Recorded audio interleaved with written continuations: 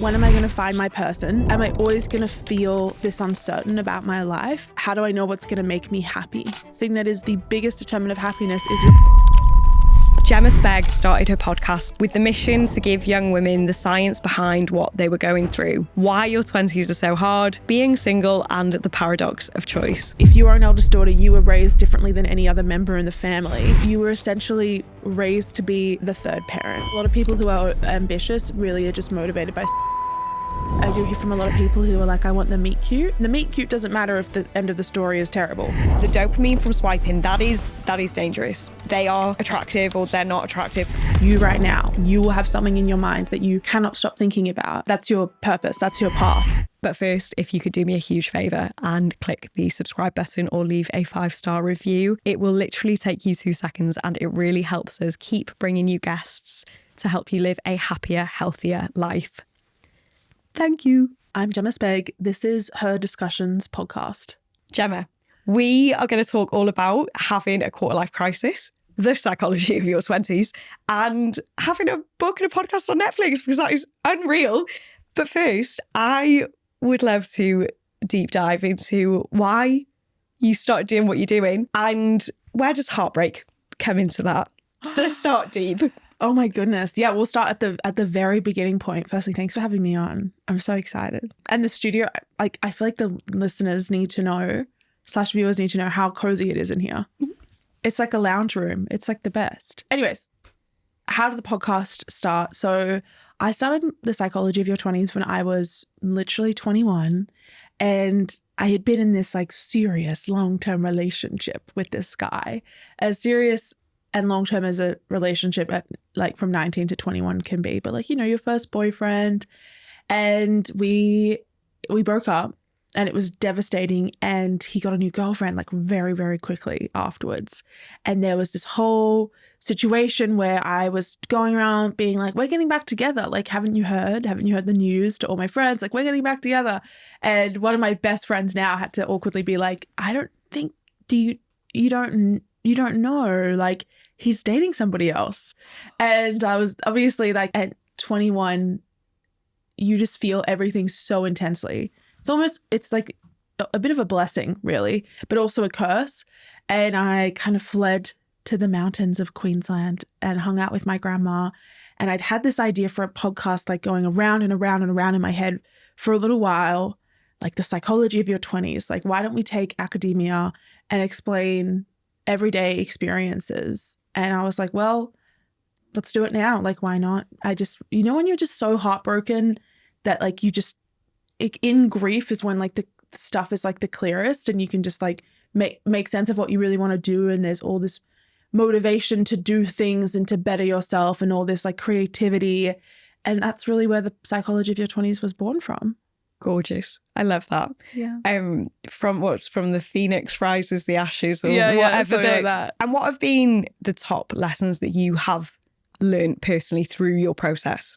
Oh, of like the podcast? Yeah. Well, it's so interesting because I've been doing this podcast for my entire 20s. So like every lesson that I learn, it's so weird. I learn it in real time and everybody gets to see it and hear about it. And it's kind of a little bit of a science experiment, I feel like. Very like Truman Show-esque. I think the biggest lesson is, and it really does come back to like the origin of the show, the thing that you cannot stop thinking about is the thing that you probably need to be doing. And even now I'm having this, like, I have this big business idea and I cannot stop thinking about it. And I need to remind myself of like chasing that feeling is how I got to where I am now. I should continue chasing that impulse. And I know a lot of people have, like, people listening to this, I'm sure you right now, you will have something in your mind that you cannot stop thinking about. You should, that's your purpose. That's your path. That's like my biggest lesson, I think. Do you know what? You're going to probably have the best answer. The question that we ask all the guests at the end of the podcast is, what do you wish every woman knew by the time she was 25? So I have high expectations for your answer. So we've got that at the end. But what are the top things you hear from your listeners, like the top issues relating to the psychology of your 20s, would you say? Oh my God, top 3. When am I going to find my person, and how can I, like, I just wish I could get it out of the way so I could stop worrying about it, is a big one when it comes to relationships and friendships, am I always going to feel this uncertain about my life and like this lost? And how do I know what's going to make me happy? How do I know that what I'm doing right now is the thing that in 20, 30 years is going to still fulfill me? And if I don't have anything I'm doing, how do I find myself onto that path? I think that is like the three biggest ones that we see. I don't know, do you think that probably relates to what you went through in your like early 20s as well? Yeah, I was literally thinking about wondering if you'll find your person. Just the general uncertainty, I think, is like the underlying tone. But I remember I had a breakup when I was 22, but thought, probably similar to you, thought you were going to be with that person for the rest of your life. And they were a lovely, lovely, lovely human being, which made it even worse. It would be so much better it would be so much better if they were a dick. But they were so wonderful, but just it wasn't my person. But I was thinking, oh God, what if I've ruined this and I'm never going to find anyone again? And it was a really, really, really difficult decision to break up with them. And then like everything works out and it's just, you know, I'd say, oh, I wish I could go back and tell Faye then. Everything does work out. It's going to be fine. Just keep going, keep learning. But you just know even if I did tell her that, she wouldn't listen, because you can't, that feeling of uncertainty, it's really difficult. But what is the psychology behind the uncertainty? It's so interesting, like what you just said. I had somebody say this to me the other day. It's like the worst thing about certainty is that you don't know until you are certain. Like, and so, do you know what I mean? It's like you don't know until you're like absolutely in it. And then you're like, oh, why was I worrying about that? But it was like up until that point, you had no idea this thing was coming. The psychology of uncertainty is basically just like at its core, the psychology of being a human. I think it's one of the most human things about us as creatures is that we fear the unknown and we fear all the possibilities for unhappiness and fear and destruction that kind of like sit in this ambiguous future where we really have absolutely no clue what's going to happen. And it's such an evolutionary fear, right? We would much prefer the broad savanna than the intense forest. Like we would much rather be able to see everything that was in front of us than feel like behind, you know, every tree, every corner, there would be something scary ready to kind of pounce or ready to destroy us or any number of things. And obviously that had an evolutionary edge back in the day. Now we're in a different environment. We're in a different social environment, physical environment, even biological environment. But because those processes are so core and critical and part of our limbic system and our midbrain, they'll continue to be applied to things like love or to things like job security or to things like AI, because that's like the pressing issues that we feel kind of corner us into like put us into a corner these days. So that's the psychology of it. That was gorgeous. I'm going to go into our section called Buy or Bye Bye. Basically, I will show you a piece of paper and I would love to hear whether you would buy this thing, like you like it, or say bye-bye to it, as in like goodbye. I love this segment on the show. Yay! The only rule, if you're already familiar, the only rule is we love nuance. There's not enough nuance on social media. It's all very black or white, polarizing. Give us all the details we want to know. So first thing, 5-year plans. I wouldn't impulse buy it, but I might buy it. Nice. If it's the right one for me. I have a whole episode on this actually that I did way back in the day on like the psychology of 5-year plans. And if a 5-year plan helps you feel more secure and helps you feel like you're able to take a couple of steps in a direction, amazing. Because obviously the worst thing you can do is be stagnant. So if this is what's going to motivate you, I would buy it. But if you feel like I have to lock myself into my 5-year plan and if things don't go accordingly, my life's going to fall apart. If you are somebody who is a real like intense rule follower and once you set an expectation for yourself, like you really have to follow through, I actually wouldn't. I would say bye-bye to the 5-year plan because I think it becomes too strict and too claustrophobic for a lot of us.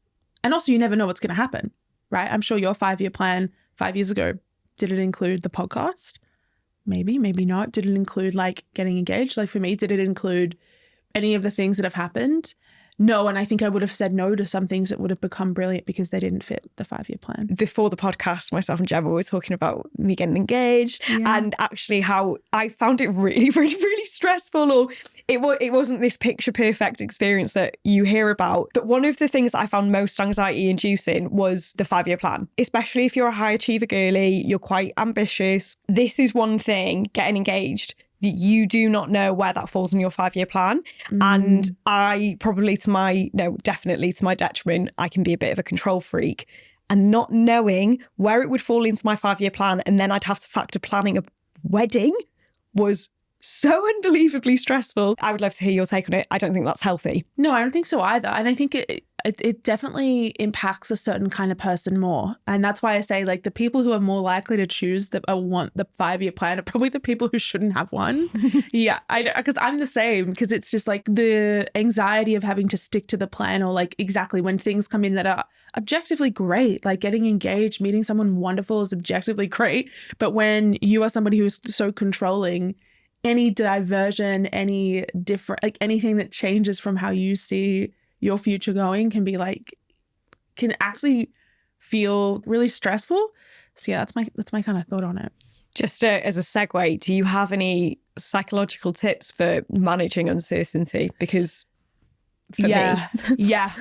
I always say, like, there's this amazing, and if you ever do any kind of cognitive behavioral therapy, you will have heard this. It's not the thought, it's the behavior as well in response to the thought that is so scary. So the thought of like, my life could go terribly is just a thought. And if you can acknowledge it and be like, well, it could also go amazing, you're probably better off. But it's the behaviors that come from that of like ruminating, obsessing, trying to control everything that really actually make that initial anxiety so much worse. So I think, yes, thinking what if, but then also thinking what else is so helpful for uncertainty, and having a little bit of a historical take on the times where you really thought things were going to be disastrous and they've turned out so much better off than you would think.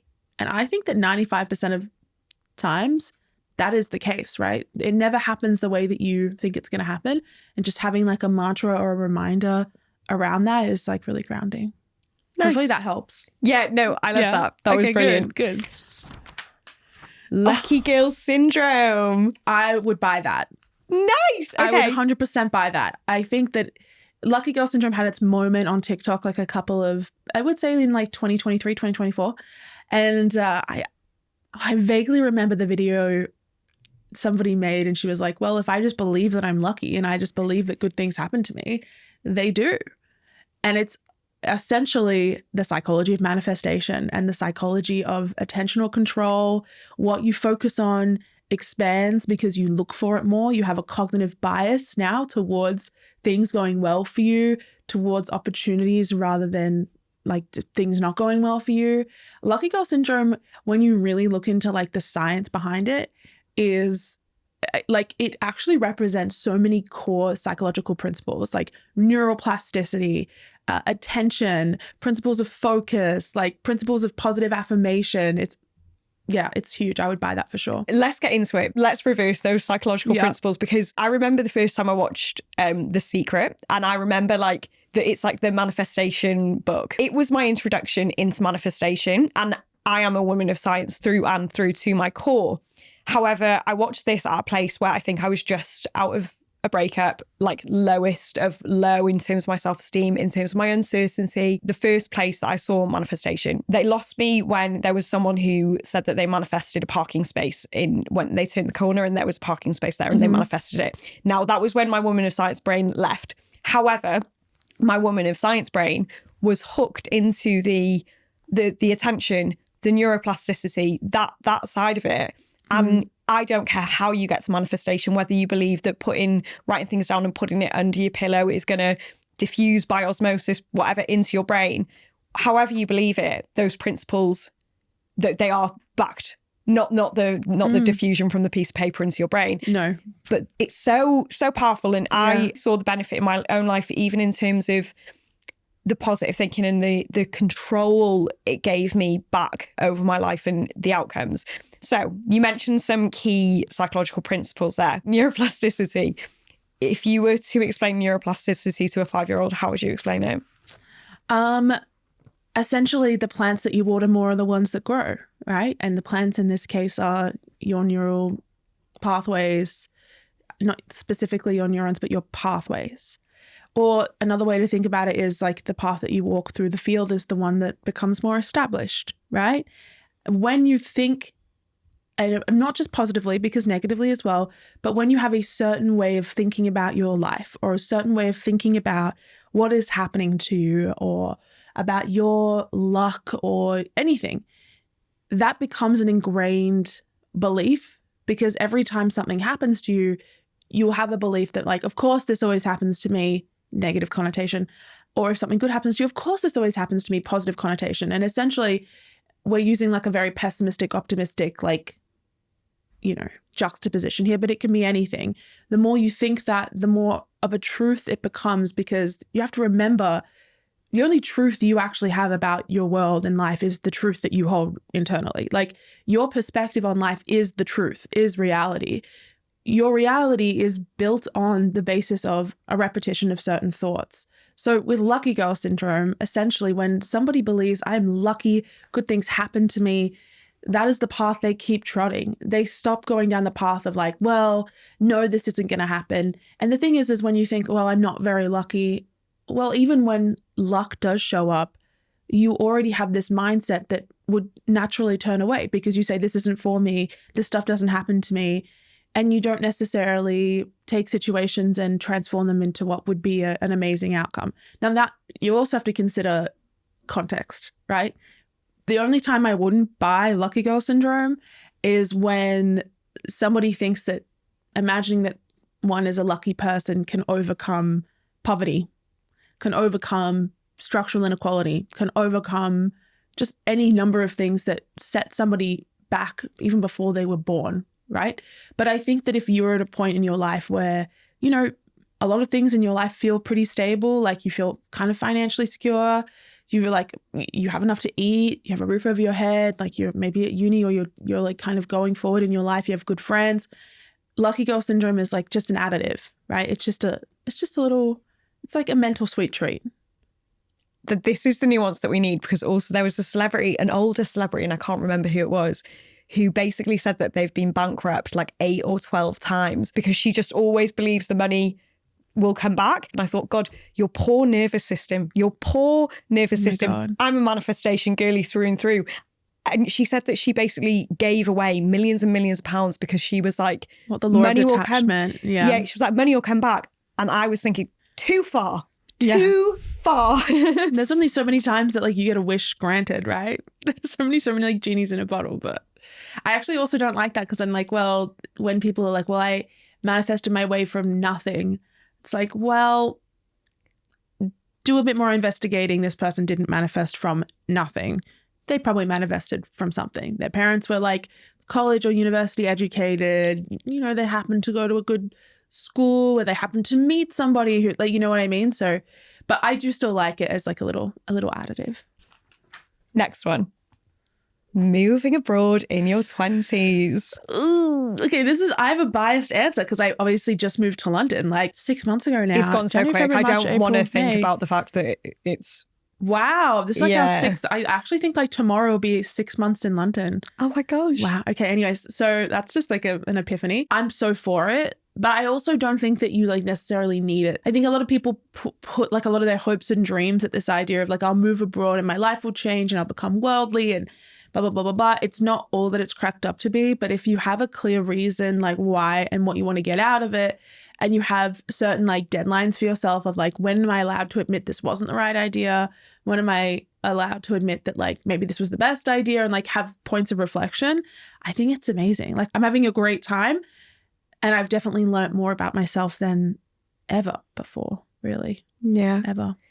And I guess what would be your advice to someone, say, if they're in a relationship, and because that's really great that you're with someone who came with you, Mm-hmm. but what if someone is in a relationship and one person wants to move abroad and the other person does not want to? Do you have any thoughts on that one? Okay, yeah, but it might be a little bit controversial. That's okay. I always say be the walker, not the dog. Like, if you got being if they don't want to come, like I genuinely believe, take a quick like assessment of your lives, right? If you go, is your relationship going to fall apart? I think that's a sign you should go. Because I just think that if you will always end up resenting them for it. But also I know a lot of friends who've moved overseas and their partners are still back in Australia, back in the US, back in New Zealand, wherever.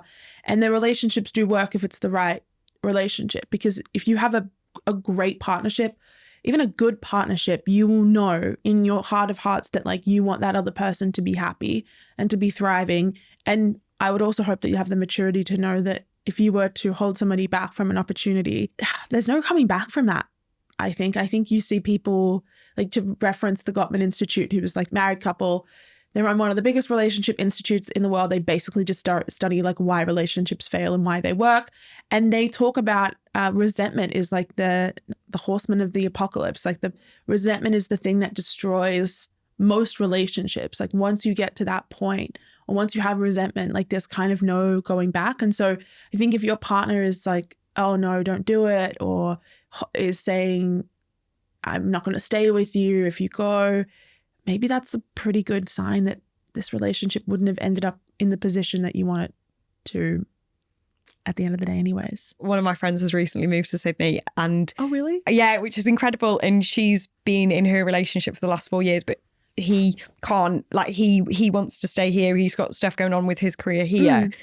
I'm really proud of them because they've both done what they need to do. Yeah. They're trying to make it work. If it doesn't work, it doesn't work. If it does, brilliant. They're going to do their best. Someone who was in a long distance relationship for 6 years told me this one phrase that I think is so, so, so beautiful. And it's distance to relationship is like oxygen to a flame.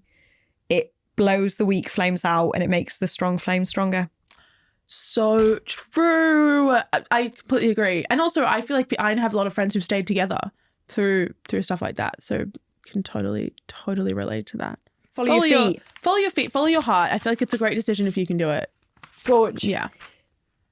Soft life. I love the soft life. I haven't thought about that for a while, actually. I love the soft life. I feel, if you don't know what this is, the soft life was kind of like a movement that was started by a bunch of Nigerian content creators. I'm just going to push myself. I'm just going to be as ambitious as possible, but also have no kind of boundaries around my ambition. The soft life is I'm going to be ambitious, but I'm going to also support that ambition by doing things that make my life easier, being soft with myself, having relaxing days, being kind to myself. And I just think it's phenomenal, especially right now where there's like, I just feel like it's harder than ever to feel like you have worth if you want somebody who is basically in a state of like constant self-sacrificing and discipline.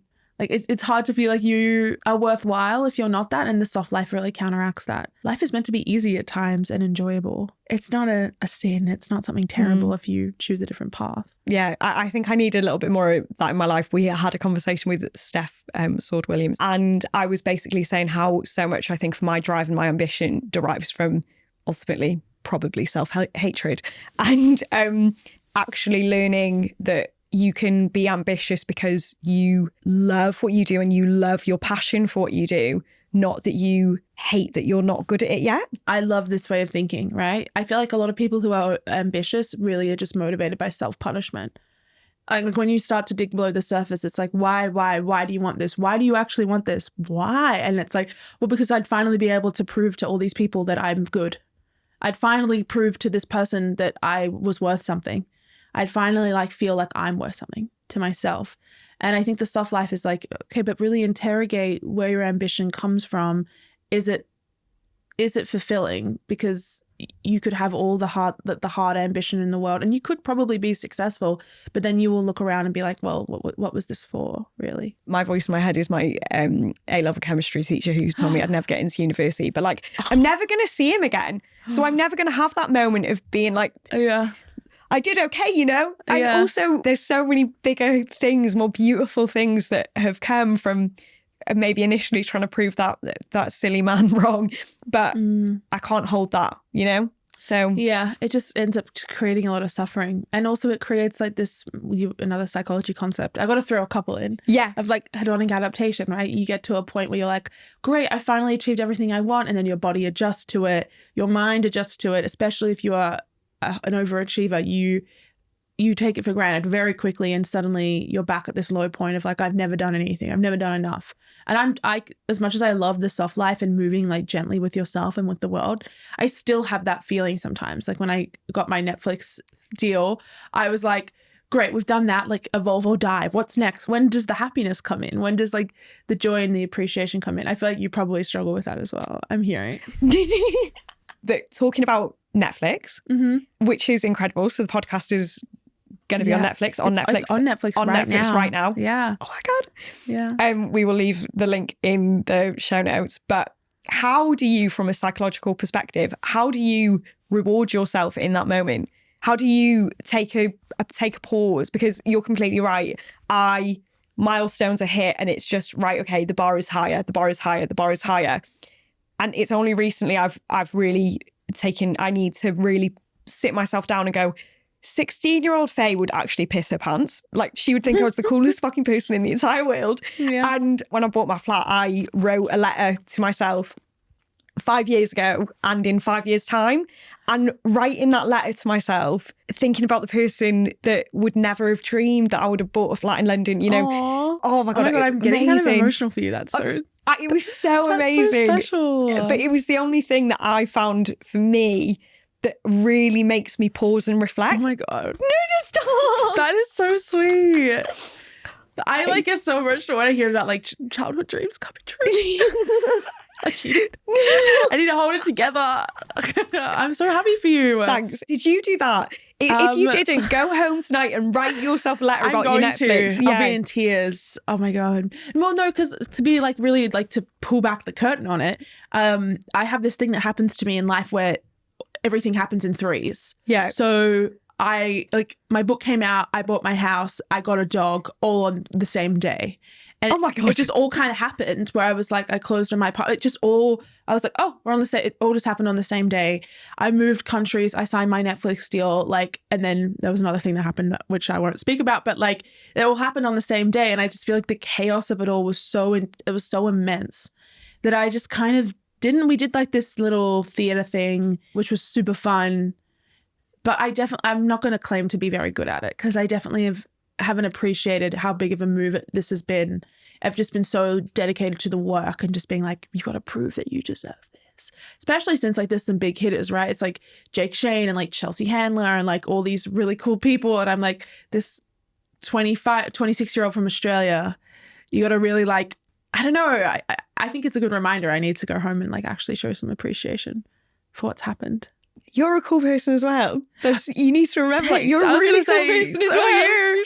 This is the best. I'm the same. It's the only thing that's worked for me. And if you're worried that you'll lose the letter, take a picture of it on your phone and just put it in a folder. Because I was really worried that I'd lose it. And then set yourself a reminder, send it to yourself as an attachment in an email scheduled for 5 years' time. Cute. Like these reflection points, because it's the same way that, you know, when your parents would look at a child and you're growing little by little every day and your parents don't really notice the little incremental changes. But then a relative that hasn't seen you for 10 years will see you and go, oh my God, you've changed so much, because they haven't seen you in 5 years' time. Yeah. But we don't notice these small incremental changes until you zoom back. And writing those letters has just been... Okay, I need to do that tonight. Yeah. Dating apps. Okay, well, I met my boyfriend on a dating app. So I'm going to say bye. Yeah. Because he's amazing. However, this is my caveat with dating apps. I did a full like dating detox where I had such an unhealthy relationship with dating apps. I would never actually pursue anybody. And if I did, it was always the same kind of person. I definitely used it for validation. It was just not a sustainable thing. I was burnt out by it. I was either elated or devastated by whatever was going on that little thing on my phone. And so I had this like tiny mini relationship with somebody that I met on a dating app. And afterwards I was like, I need to take a beat, because this person is just like the person before, who was just like the person before, who's just like the person before. And so I took 6 months off from like dating completely. It was going to be longer. And then I went to Bali. This is a cute story. I went to Bali with my friends, and it was like half of them were in very serious relationships. Half of them had just gone through genuinely some of the most awful breakups you could imagine. And there was like 4 of them, and it was like cheating. It was like very intense other stuff that I was like, whoa. And I was in the middle being like, huh. And all of my friends who just been through the breakups were like, we're getting on Hinge. Like we're getting on Tinder, we're getting on Hinge, we're in Bali. Everybody here is beautiful, hot. And I was like, well, maybe I'll partake. And the first person I matched with was my boyfriend. And I actually ended up ghosting him. And I don't know how we matched, because I think there was a glitch in my phone settings where the first couple of people it showed me were from my location where I'd started my profile, which was in Sydney, but I was in Bali. And so there was like 3 people who were like based in Sydney. I don't even know if they were. And then the rest of the people were in Bali. But I remember messaging him, and he was like, I'm not in Bali. I'm in like Wollongong. And it just kind of felt like it was to be. But it just was all different that time. I was like, I'm only going to match with people I really could actually see myself being in a relationship with. Anybody who doesn't say long term, don't even question it. Anybody who says anything like, you know, even political differences, anything like that, like don't entertain. Yeah. Yeah. And he actually did this amazing thing, and I would highly recommend it to anybody who's on the dating apps right now. He said to me, he was like, I don't like small talk. I want to ask you 10 questions. And if at the end of these 10 questions, and you can ask them back to me, you want to go on a date, let's go on a date. But we're only going to answer these questions, and we'll figure it out. And he asked me these 10 questions, and they were really interesting. It's like, why do you think you and your best friend are so close? I can't remember that he made it up. He'd like created all these questions, like, what's the best thing about your family? And really, really, really interesting things. And I answered those 10 questions, and I was like, all right, let's go on a date. And I think that is an amazing strategy. I know he's a sweetheart. Was this pre or post ChatGPT? This was pre-ChatGPT. Do you know, I'm so cynical about everything. Oh, yeah, like AI, because now you could just be like, give me some like really heartfelt No, this was before ChatGPT. And he was just Slay it was from just him. questions. Yeah, it was just, and when you like, if you meet him, he is that person. He just loves asking people questions, and he's probably one of the only people I've ever met who would be happy if nobody knew anything about him and he knew everything about everybody else. And it was just such a pure like view into his soul. But I think that's a great strategy. If you have good intentions, if you know what you're after, totally buy on the dating apps. And even if the intention is I just want to have fun, as long as you have an intention, right? And you have like some guardrails around how you're going to use this technology so it doesn't like end up destroying the town that is your self-confidence. Because also I did also meet my fiance. Really? Which one? Oh no, because I actually can't say it because no. That makes it sound so much worse than it is. That makes it sound like I was on some kinky ass. Yeah, shit. I know. I was like, Christian dating.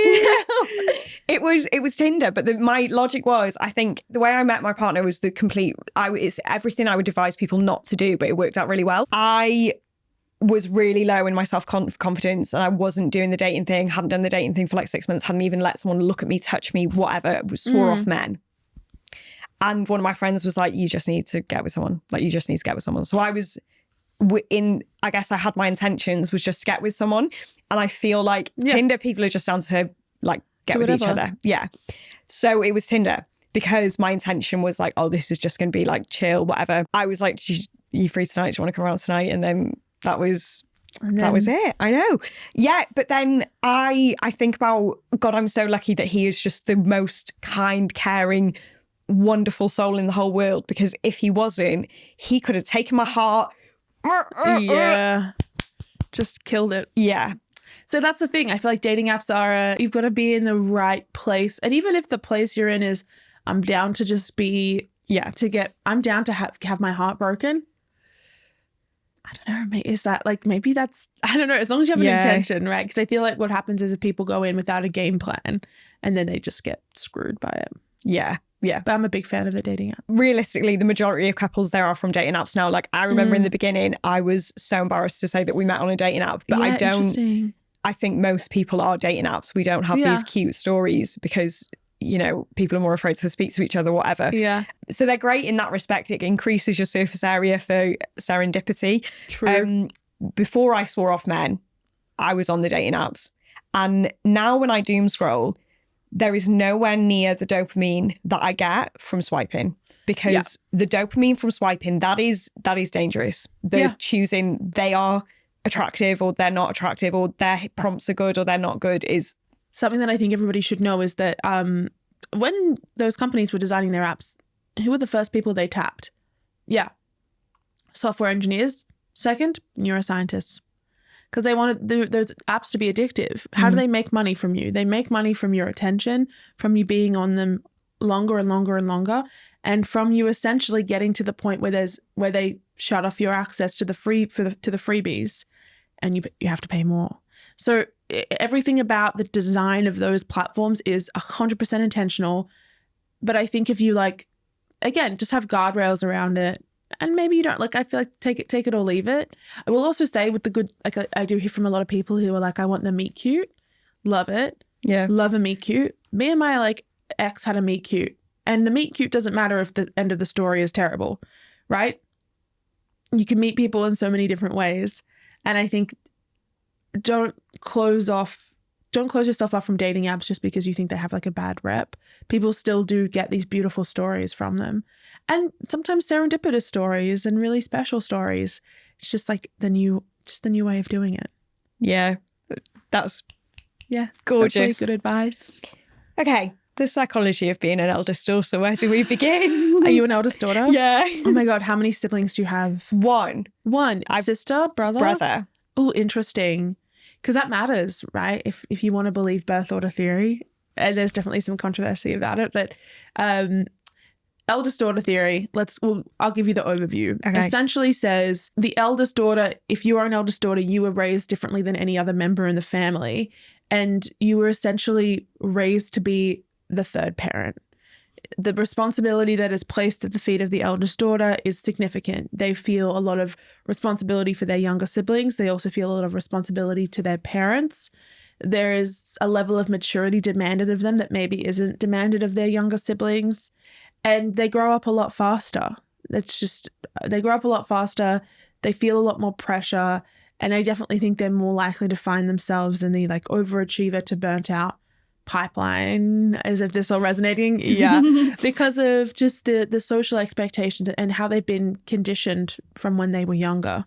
The biggest thing to know as well about the eldest daughter is often they've probably been, not all the time, but parentified, whereby their parents have relied on them and have looked to them at times to be emotional support for them, or to be the third parent, or to have to provide comfort or a sense of stability to the parents when that is their role. So it's a whole intermixed soup that basically pops out somebody who is very responsible, puts a lot of pressure on themselves, feels responsible for other people's emotions, and is probably a little bit exhausted at the end of the day. You're it's like a tarot card reading. Yeah. I just came back from a weekend at home, and it's so funny. My mum and dad are just massive kids, and my brother has made a decision in his life that I think is extremely questionable. And basically, my mum and dad were like, yeah, that's a great idea. I basically parented everyone at that status. And it's the same at Christmas. I'm telling my mum and dad off. I'm saying, my dad, he also did something really stupid. And I was like, Dad, you're going to get yourself killed. You need to stop. Yeah. The parenting of my mum, my dad and my brother. And I remember when I was in year 3, so year 8. And I remember my mum got me a key because I would walk me and my brother home from school and let us in, and then make us a snack or dinner, whatever. Not dinner, I wasn't cooking pasta when I was 8, but I'd heat something up in the microwave and give it to my brother. Yeah. And then I remember vividly 3 years later, he was 8, so he's 2 years younger than me. He was 8 and it was still me. He still wasn't allowed a key because I still had the key, even though he was the same age as me. When I would let myself, I would take us back home, walk us back home, That's a great analogy, by the way. That's a great analogy. Yeah. For what it is. Yeah, the extra responsibilities, and it's not the same put on the other person. And there's a lot of resentment. Again, the big theme of this episode is resentment, but there's a lot of resentment for that, right? Where it's well, how come they got to be a kid for 18 years and I only got to be a kid until they were born? as an eldest daughter, I think I especially feel it now in my adult relationships, where there's always this sense of like being the emotional caretaker that is honestly exhausting. And I know a lot of eldest daughters relate to this, where it's like, and by the way, you're still the eldest daughter if you have an older brother, right? You're still like, that still makes you the eldest daughter. And you're still an eldest daughter if you've got only one sibling, or like there's all these different caveats. But I feel like I feel it especially when I'm with a big group of people and nobody else seems stressed by plans. Nobody else seems as stressed out by like, what are we doing? And is everybody going to be happy? And is the restaurant going to seat everybody? And what if it doesn't? Then people are going to be disappointed and they're going to think that they're going to blame me, and I don't want them to feel left out, and yada, yada, yada. And it's that sense of like mental load that somebody who grew up in that specific environment, social environment, conditioned environment as the eldest daughter probably carries with them throughout their lives. I don't know if you experienced that as well. Group trips are a disaster for me. Now those thoughts will go through my head, but I'm a lot better at shutting them off. Oh, okay. I've got a lot of other oldest daughters in my friendship group, Yeah. so, which is amazing because there's a lot of the girls in my friendship group, they become that person. So I'm like, I know I'm in the hands of an eldest daughter, so that's fine.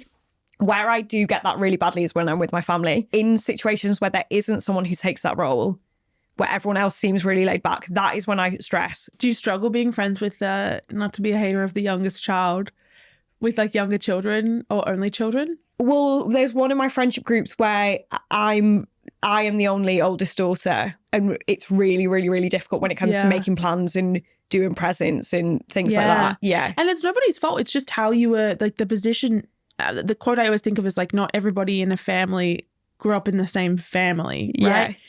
It's just how you were treated growing up that creates behaviors that are really hard to undo. Have you heard about, I need to ask you this question as well. Sorry, I'm turning it. I'm psychoanalyzing. What position is your fiance? He's an oldest brother. Interesting. Okay. Why? Because so he's not the youngest? He's not the youngest, no. So interesting, because I read this like insane, I don't know if it's a completely academic paper. Well, they said theory. that they were more compatible if it was youngest. Well, it's younger brother, a younger brother and an eldest daughter. Yeah, so I read that and I was you like, read this? Yeah. oh my God, my relationship is doomed. No. Again, you got to take this stuff with a grain of salt. Like, there's a lot of controversy about birth order and eldest daughter rhetoric. It could be debunked very easily. Yeah. But I think it's kind of like tarot cards. It's kind of like astrology with a little bit more research to it. Maybe not, actually. If it helps you understand your experiences, it's a plus. And especially with eldest daughter theory and some of the family system psychology that comes out of it around parentification, around family dynamics, like that's definitely, we've got all the facts about it. But the paper on the pairings is so interesting. And the argument is that eldest daughters need this counterbalance. Yeah. And the younger son who's like, whatever, it's chill, it's cool. Like, we can make this work, we'll make this happen, is that for them. But I do also see the argument of like an older brother who is very probably steady and used to doing some of the caregiving himself would also work well with an eldest daughter because she would probably feel very cared for. He's the most horizontal person I've ever met in my entire life. Like there could be an explosion go off next to him and he'd go, oh, okay. That's and like move my on. Boyfriend. Yeah. It's insane. Like we literally, before I came here, I got this like crazy email from like the Australian taxation office that was like, you owe us $1 million. Not actually. But just like an insane amount of money. And I was like, oh, what the heck? Like, I'm freaking out. Like, is it a scam? Whatever. It turns out that it was like just an error from like my accountant. And I was like fully having a panic. And he's like, whatever, we'll deal with it. And I was like, you know what? That's really comforting. It's just nice compared to like the spiral that I often get into. I know he's such a sweetie. I love that. Love that, man. What are your tactics for handling being an oldest daughter in life? I think recognizing that like people are adults and you don't have to take care of them. Like, and also remembering that it's a little bit patronizing sometimes to do that. And this was definitely a realization I had a couple of years ago where I was like, well, yes, I want to take care of them. Do they want me to take care of them though? Do you know what I mean? It's like, do they want that from me? And recognizing the cost to your relationships of continuing continuing to uphold this kind of character or this version of you, people don't ever get to fend for themselves. They sometimes feel like they don't get to make decisions. You feel exhausted all the time and you end up resenting them and this is a thing I see a lot of eldest daughters get into, where they're like, well, I resent this person for not making plans and for not doing this, but then when they do make plans, it's not up to my standards, so I may as well just do it. And it just like ends up being this whole cycle of just a lack of communication. And so I think that's like the problems that you get into. So recognizing the harm that trying to help sometimes does. And also that if things don't go right, things don't go right. You're much more capable than you think you are. And exposing yourself to those kind of situations, I think, is like super, super helpful as well. I was literally giving it all this, saying, oh yeah, no, I manage those feelings quite well now. Like I kind of get them out of my head. I literally just remembered a thought process at the weekend where my best friend in the whole entire world came around and we were doing a little co-working day. Oh, and we went to a coffee shop, and we love a little body double. So we just sit in a coffee shop and do all the things that we like have been putting off. It's brilliant. And lunchtime starts coming around and I was like, what are we going to do for lunch? Well, like, we're in this coffee shop. This coffee shop's quite expensive. I know she's saving for a wedding. Well, maybe we shouldn't. And we've just had like 2 coffees. Maybe we should go home. And my house was around the corner. So like, I was like planning. Okay. And then I was going, but then what are we going to do after lunch? Like, will she want to work after lunch? I don't know. Well, maybe I suggest that we watch a YouTube video or So I was like, I'm going to suggest all these things. And we ended up, we've got like sandwich bits and we made sandwiches at mine and that was really nice. But then lunch is over and I'm like, well, now what next? What do we do now? And trying to think about things. And I literally remember telling myself, Faye, Sophie is a grown woman as well. This is the least pressurizing social interaction at all. This is someone who's been your best friend for the last decade plus. It's fine. You are fine. Whatever happens, you can just go with the flow. And I remember having that internal monologue and it was great. And then she ended up being there until like 10 that night and we had a lovely game and Prosecco with my mum and dad, and it was like she was there the entire day. Yeah. But the whole afternoon was not planned. Because even it got to 5 o'clock and I was like, should we go see the new Devil Wears Prada film? Because I couldn't handle that we didn't have a plan. We were just shooting the shit. And it was actually a really great day and a wonderful time. But I really had to like talk myself off the ledge with that one, yeah. So interesting, like that social anxiety as well. Yeah. It's just, it's, I love how you've explained it. I love how you explained what I'm sure a lot of people would be like, I've done that. Like, it's just such this instinct to be like, make people feel taken care of by you assuming that by taking on all the anxiety of the planning and the processing and any kind of discomfort, like you remove it in anticipation, but then actually it all ends up fine. Like you don't actually need to do those things. And I feel like that's exactly what I'm saying. Like when you lean into those moments and you're just like, I'm just going to float, or you have those moments of reflection where you're like, I actually didn't need to do any of those things and it still turned out amazing. That's where I think we see behavioral and like emotional and mental changes like become very apparent. So there is hope. There is hope. There is hope. The eldest daughters. Yeah. We are now going to come on to a section of the podcast called Real or Not Real. I'm going to show you a clip. Okay. I would love to know your thoughts on this clip.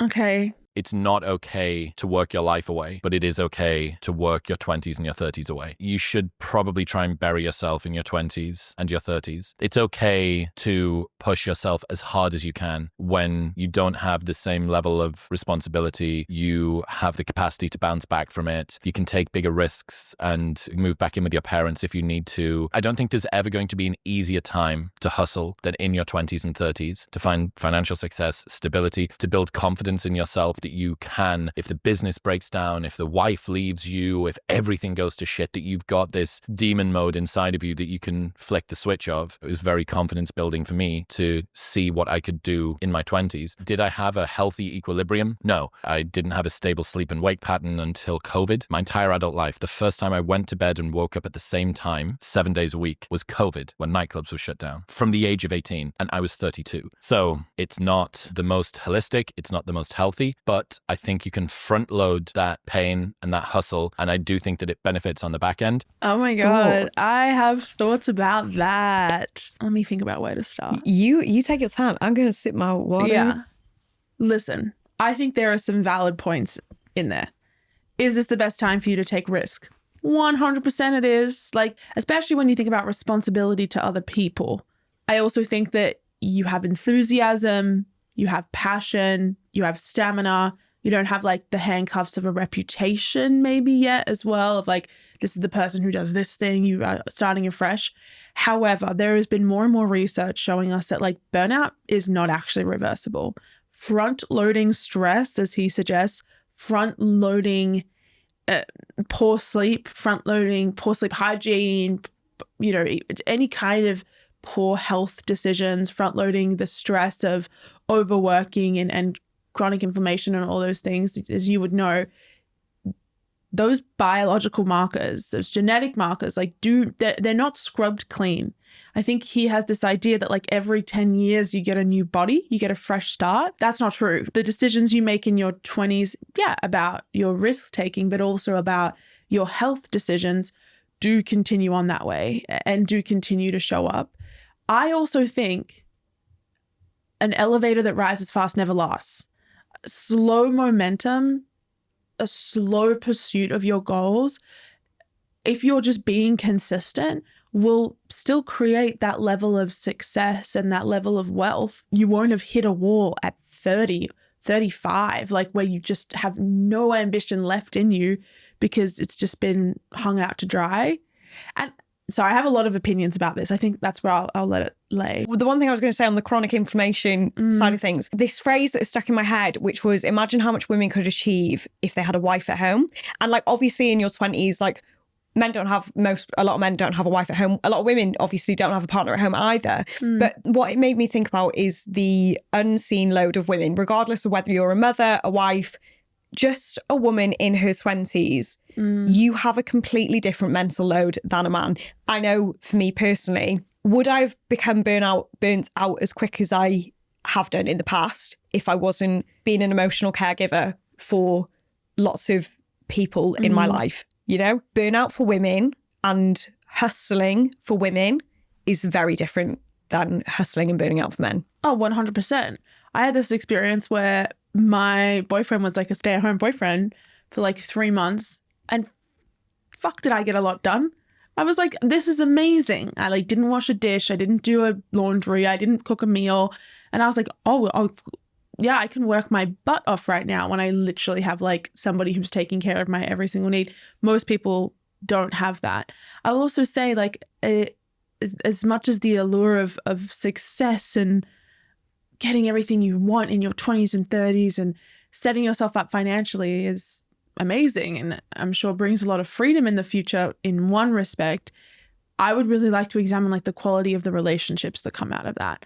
The quality of the relationships that come out of never being available, never having time for other people, stressing, worrying, feeling like you have to get it all done now. The biggest piece of evidence that maybe that's not the most effective solution for long-term happiness is like that Harvard study they did that is still ongoing. It's a longitudinal study, and what they find time and time again is even when controlling for for financial security, money, income, self-reported success, the thing that is the biggest determinant of happiness is your relationships. And I think what we're seeing more and more of is people who get to that high point where they're like, I have everything I ever wanted. I did all the right things and I'm miserable. And I'm not going to make personal comments about Chris. But I will. Yeah, well, I'm sorry. I think he's spoken pretty openly about the fact that like he regrets not having gotten married and having kids. Yeah. Right? Not to like put words in his mouth, but I think everything comes with it with a level of sacrifice. Well, let's call a spade a spade. The man's a spinster. Yeah. Sorry. He's a spinster. He really is. Like, I think we should worry. We need to worry about him. He needs a nice woman. A nice woman, you know. I was going to say a nice fella, but I don't know. Nice whatever in your life. Whatever he needs. Do you know what? Like, give relationships the credit relationships are due. Yeah, they're really amazing. And so, but I think if that works for you, it works for you. Personally, not my choice. Yeah. Yeah. I think also, I don't know if you'll agree with me on this, but the point you made about consistency, and there have been times in my life where I've 100% been burnt out, is lost passion, lost motivation, lost energy, waking up every single morning, really, really, really struggling to like get through the day because I'd burned the candle at two ends for too long. And sometimes when I'm at my points where you have your low self-esteem days, and I think, God, I actually just don't understand why anyone listens to the podcast. I don't understand why anyone it follows along on social media or whatever. I think this because I think, God, there's so many other doctors who are way brainier than me. They're way better than me. They're more experienced than me. They've got decades and decades of clinical practice under their belt. There are creators who are so much better than me, podcasts that are so much better than me, YouTube channels that are so much better than me. I don't understand why this has happened, but because I have shown up like week in, week out for the last 5-6 years, not as the best, but enjoying myself. And the times when actually I've been least successful, not just in my happiness, but least successful in terms of the growth of different things, have been where I've lost my joy. Yeah. And this is the interesting thing, right? I also think that you have an amazing podcast. Thanks. By the way, I think you've got an amazing podcast as well. And but that's the thing. But two things can be true. Like all these people have great podcasts, but comparison, I always say, is a circle, not a ladder. Like you're comparing yourself to Sally, who's comparing herself to Chris, Chris is comparing himself to you. And everybody is winning on something and not all things. And so there's always going to be somebody doing better than you in some specific domain. But you as like a young doctor is like, that's what people want to hear and see. They don't want to hear from their mother's GP who like probably doesn't know what PCOS is and who probably is like, I don't know what that is, and who doesn't understand like endometriosis. So do you know what I mean? Like they want somebody who feels and looks like their friends and who like it brings that comfort. This is just a pep talk for you. I just think you're doing a great job. I've kind of forgot what you said before. I just thought I'd hype you up. Well, I didn't forget what you said. Comparison is a circle, not a ladder. I need to print that off and put it like in my toilet, so I see it every single day. Because while you're too busy chasing the next goal, you've not reflected on how far you've come. This is what this is all coming down to, right? Like you could be, success in anything that you do is actually a really complicated and intricate thing, and it's very easy to get to a level where you're like, you've done it all and you still don't appreciate it. And I think that's exactly the same with that reel, right? You get to this level where you're like, I did all the things, I still don't appreciate it. If you don't have gratitude, if you don't have some practice with you along the way that allows you to sit and reflect, nothing's going to fill the well, because the well is draining out. Like, you know what I mean? So I think that's just what I keep coming back to. But people in their 20s should really, I need to know it sometimes as well, I think. You need a reminder. Yeah, it's easy. 100%. I always, my mum loves this saying, do as I say, not as I do. Yeah, because, classic. Yeah. Classic. That's such a mum saying as well. Yeah. I love that. Right, we've got some time for some community questions. Yeah, let's do it. Before the final question, where I'm expecting big things. Okay, let's do a quarter life crisis question. You talk about the paradox of choice, the idea that too many options actually makes us less happy and more paralyzed. How do you make a decision when everything feels equally possible and equally terrifying? I just did an episode on this. I think this is the most practical thing. Start seeing your life not as just this clump of years that go forward in front of you, but as seasons of a TV show. And this is how I see it. Every 2 years of your 20s, 2 or 3 years of your 20s or of your 30s is a season. And in that season, you have a major goal and a minor goal, or a major plot and a minor plot. So when you're in the season that you're in, you've got to remember you can do everything. You just can't do it all at once. So every 3 years, sit down intentionally and be like, what is my plot? Do I want to go back to school and get my degree? Do I want to focus the next 3 years on changing career paths? Do I want to focus the next 3 years on launching a business, on writing a book, on traveling? Have your major plot line, then your minor plot line. And then as I'm doing this, do I want to start getting better at running? Do I want to really fix my relationship with my family? Do I want to undertake a home reno project? Like something like that. Seeing it as these seasons rather than this clump of years lets you have the flexibility and the mental flexibility to understand how much time you actually have. And this is what I've started doing. And I'm coming to the end of one of my seasons, right? My like season, what is it now? Season 3 of my 20s is almost up. And I'm like, cool, we're heading into season 4. And I probably won't change everything, but it is a time to really reflect on what is this next season of my life going to look like? Do I want to change anything or am I happy? And if I do want to change things, make a list of everything that you objectively, like you really want to do. You know that these are things you really care about. Cross everything off the list that you only want to do because other people want to do it or other people want it from you, and get to like the 3 things that if you got to your end of your life and you hadn't done, you would be the most disappointed. Choose one of those for the next plot, for the next season. And if you get bored of it, you've got a couple other options. If you realize it wasn't for you, you've got other options. Or if you realize this is genuinely, seriously, actually all that I ever wanted, this is amazing because you've made a choice. That's a very quick way of just like an exercise that I use in my own life. I love that. Really love that. Okay, good. I'm glad. Thinking about things as seasons is brilliant because then I just sat there and I thought, God, what would my season be? And then I realised there are 6 plot lines and it's not healthy. It's really not healthy. But I think it is healthy if you can be like, okay, cool, but if you can do it all at once, and if you, well, maybe, I don't know, I don't want to put words in your mouth. No, put words in my mouth. But I like, need them. Just as if there's things that you're like, I need to do this right now. It's like, no, you can wait. Like there's things I really want to do that I'm like, I need to do it all right now because I'm running out of time. And a big lesson for me recently has been like just being patient and being like, that my time for that chapter will come. And when it comes, like I'm going to be present for it and ready for it rather than just trying to throw it all in with what I'm doing right now. Does that make sense? Nice. Community question. How to let go of the idea of wanting it all and grieving the version of you that we thought we could be but won't exist. Oh, that's kind of sad. That's really, really difficult.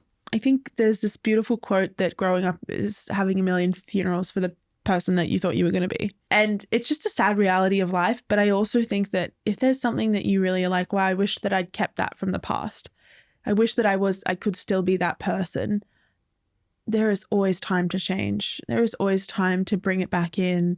I was speaking to this person the other day who was like, well, I always thought that I was going to be a painter. And then when I was 18, I gave it up and I didn't paint for over a decade. And she just did her first big art show in her 30s and she brought it back, right? So I do just think, have a serious audit of your life and think, what is it about? What is this version of me that I thought I was going to be? Like, what was it really about at its core? Because it's often not about the achievements. It's not about the milestones. It's about a feeling, and it's about certain passions and values that maybe you've let go of, such as the desire to be creative, such as the desire to feel a sense of accomplishment or pride. What are some ways that you can bring that in? Because it's often not about a specific version. It's about what that version of life represented to us or does represent to us. And yeah, there's all these concepts about it that we genuinely can't get into because it just would go. But one of them is this thing called, okay, well, I'll do one. It's this psychoanalytic idea of like the objective desire. And obviously it's normally in reference to like a person, but it's also this idea that there is this version of us, there is something, there is a life, there is an object, that being representing a certain person that we could be. And once I achieve that, I will have everything that I want. That is what will make me happy. And often our objective desire is implicitly or subconsciously something that we know we can't achieve. And we kind of use it as a reason for why we can't be happy with where we're at, because we have this version of us that would be the happiest, most accomplished version. That version of us is never going to exist, but it gives us a reason to delay our happiness, and it gives us a reason to essentially, like, you know what I mean? Like, it gives us a reason to feel like we don't deserve to be happy now because we're not that person. But really, it's this psychoanalytical, like, motivational force. It's when you get into the research about it, everybody has one. It's just about having a healthy relationship with Do you have any like reflections that you do? So I've been doing a lot of inner child reflections recently. I've been unpacking a lot of things. But do you have any reflections that you do to, I guess, hone in on, what was the word you used for it? It's called objective desire. Objective desire, Yeah, to hone in on that. and face that thing head on, because as you were speaking about that, then I was like real time, like, oh, I know. oh shit, oh my Everybody God, I'm has never gonna be one. happy. No, but that's the point. The object of desire will never allow you to be happy because it will always move. It's basically like it's our inner critic, it's our sense of insecurity, it's our sense of deficit all tied into one. But it's about being like, what does that object of desire represent to me? So a lot of people will be like, musicians, for example, will be like, their object of desire may be a Grammy. Yeah. The object of desire for somebody who has been through like a really intense period of singleness might be this perfect person, this elusive perfect person that doesn't exist, but they can kind of place all their wishes for happiness at that feet. And it's kind of this sense of like, happiness is out there, it's here. Once you know what I mean? Like it's just it's within reach, but it's not. It's it's like to keep us striving. I think my relationship to it was, I definitely like remember becoming very aware of it when I was single and being like, I had this unrequited love situation, and I realized that this person was an object of desire, right? Where I had created this whole fantasy around who they were that wasn't them, but that person was, the imagined version of them was going to be able to fulfill every single thing that I felt that I was missing. So when you think about this version of you that you're never going to be, that cannot occur, that maybe you've left in the past, what about that version of you is so alluring? Because again, it's not about probably what that person had. It's about the values that you were seeing through that version of you. It's about the feeling that you felt would accompany that version of you. And it's about really like digging into the underlying emotional need that maybe isn't being fulfilled. Very roundabout way of getting to that answer. Are you resonating with that? Yeah. I think I'm thinking about maybe like the morning of thinking that I would be this consulting obstetrician, gynecologist in the NHS, like bad bitch, surgeon, delivering babies, and just like having said goodbye to that, and you know, recognizing that the highest burnout rate, like they've got the highest burnout rate of any specialty. There's no way I would continue to be able to do any of this and do that. Yeah. But that part of me that, I would finally be respected. People would finally take me seriously. People would finally not just say, oh, she's a dumb, silly little girl. People would go, you've got your shit together, Faye. You know what you're talking about. I don't doubt you. And that's nail on the head. Object of desire. It's not that you would be an obstetrician. It's that you would be respected. Yeah. People wouldn't see me as silly. As silly. Probably like that chemistry teacher. Was it your chemistry teacher from like year 10? Psychoanalytical psychology will fuck you up. Because it really just gets to like all these deep things, right? It all comes back to what you feel like you don't have and what you lack.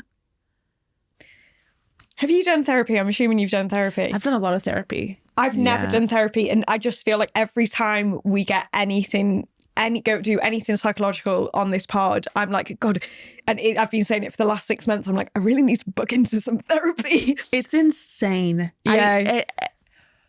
I've done a lot of therapy, and I've done a lot of different types of therapy, and the therapy that I'm really into at the moment is like existential therapy, and which is like not for the faint-hearted. It will kind of tear you apart, but it's just amazing how you'll sit in front of somebody who doesn't have the emotional attachment to your life that you do, and they can just be like this and this and this, and they'll just show you it. It's like somebody deconstructing like a Lego building and being like, and this part made this and this part made this, and then it helps you put it back together in like the way that you want it to be put back together. It's transformational. Okay. Big therapy. Buy. Nice. Okay. Final question, Jemma. Mm-hmm. What do you wish every woman knew by the time she was 25? Okay. No, I had a really good answer. Let me think about it. No, sorry, that's pressure. That it just gets better. And even when things are getting worse, that is almost good. Yeah. I think that's actually what I would say. Things getting worse isn't always bad. Sometimes it is like the arrow being pulled back to fling you forward. The lowest points in my life, the lowest points in my 20s have been the most fruitful periods of my existence. Like they were where all the seeds were planted. They were where all the ideas and all the things that eventually became the things I was grateful for began. And I think that we need to have a bit more of an appreciation and almost like a ritual and a gratitude practice for being in a shit stage of life. That is where things are moving. That is where the magic happens. Not when everything is going great, when everything is going absolutely terrible. Like you're going to be so grateful for that. A smooth sea never made a skilled sailor. Oh, how many metaphors do you think we've used in this episode? But it's so good. It's so good. There's a reason why. I love it. Yeah. It has been an absolute pleasure. You can win a copy of the book. Shall I hold it up? Yeah. By looking in the show notes for details, you can win a copy of the book. Watch or listen, The Psychology of Your 20s on Netflix. Yeah. And everywhere else. Thank you so much for coming on. It's been an absolute pleasure. Thanks for having me.